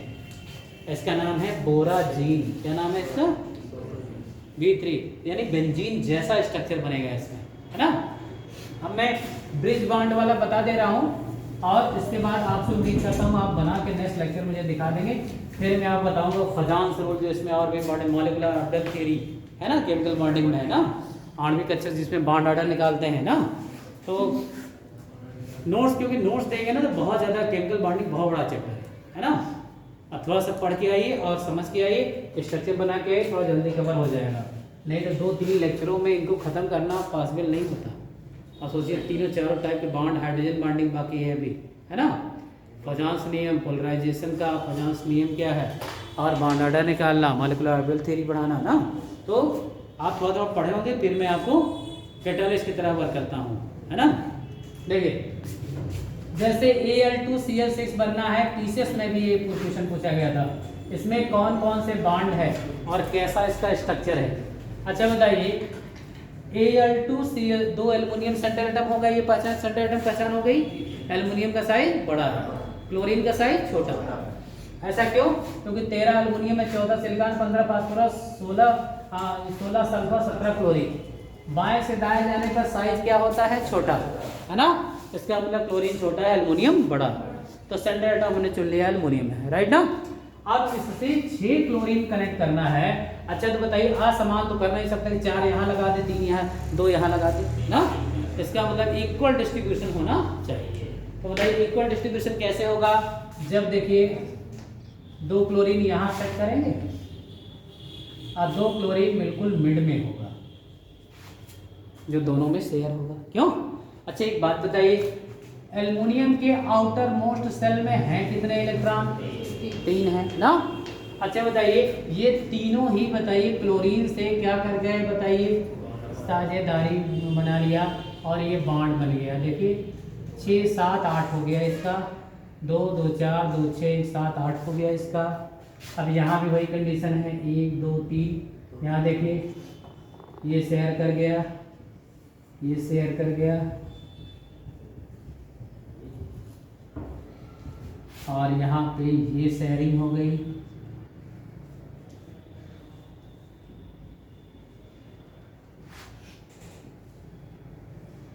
यहाँ ये शेयरिंग हो गई।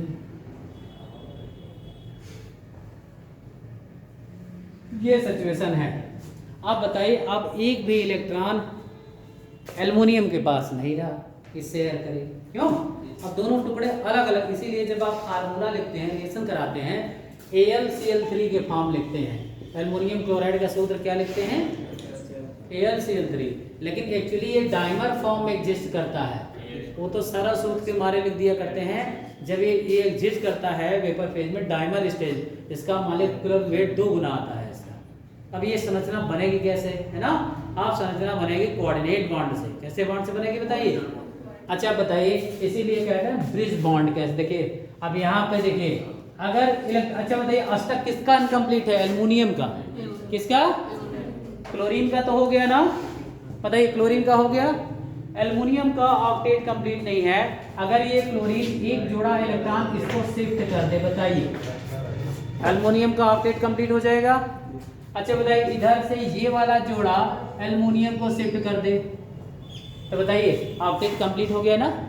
और इस तरह के देखिए कैसे बॉन्ड बने हैं, ब्रिज की तरह ना, पुल की तरह बॉन्ड बन गया ना। और इसीलिए Al2Cl6 को कौन सा बॉन्ड कहते हैं बताइए? Bridge bond in aluminium chloride. कैसे कैसे बॉन्ड है? कोवैलेंट भी है और कोऑर्डिनेट भी है ना।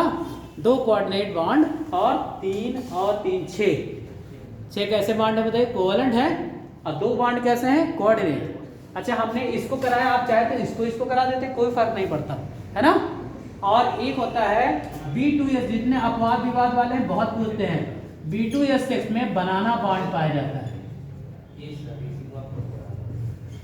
बनाना बॉन्ड। और ये 3C2E बॉन्ड पाया जाता है। इसको आप स्ट्रक्चर बनाना बॉन्ड बना लेंगे, ये उतार लिया है। जितने स्ट्रक्चर सब ड्रा करके आएगी, जितना मैंने दिया है, एक में बनाना बॉन्ड का बता देते हैं। ये भी प्रॉब्लम है, इनके पास तो लोन पेयर है, ये बनाना बॉन्ड वो भी खत्म हो जाता है। देखिए B2S6 है, 2 बोरान ये रख दिया, ठीक है। अच्छा H6 है तो सेम एल्युमिनियम की तरह Al2Cl6 की तरह ऐसे होगा ये भी। बताइए बोरान के आउटर मोस्ट शेल में कितने इलेक्ट्रॉन? 3। ये साझा हुआ, ये साझा हुआ, ये साझा हुआ, ये साझा हुआ। अब एक इलेक्ट्रॉन इस हाइड्रोजन के पास है, एक इलेक्ट्रॉन इस हाइड्रोजन के पास है, इसके पास एक बचा है, इसके पास एक बचा है, इसके पास एक बचा है।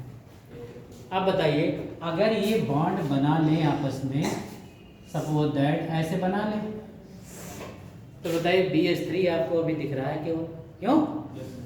और अब इसके पास लोन पेयर भी नहीं है, इसको जाके डोनेट कर दे, इसका भी पूरा हो जाए और इसका भी काम चले। अब ये सिचुएशन आ गई ना।